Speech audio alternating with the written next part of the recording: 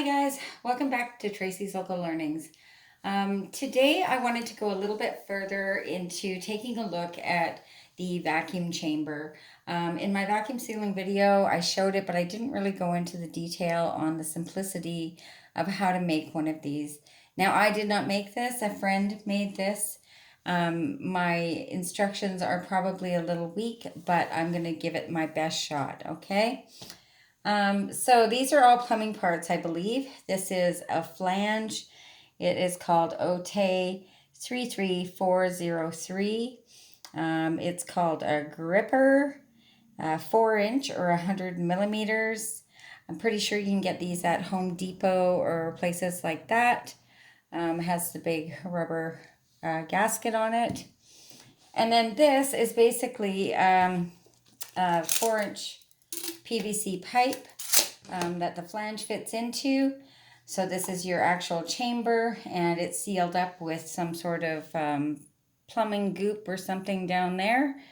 And then the bottom has like a solid piece on the bottom, and I'm sure you would have to somehow seal it together here.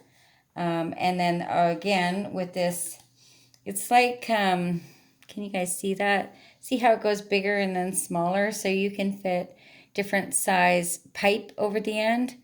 My camera really isn't very good, is it? Anyways, you can fit different size pipe over the end to hook up the tubing to your brake bleeder. So, you like I said, I believe you can find most of the stuff at like Home Depot, and if you get the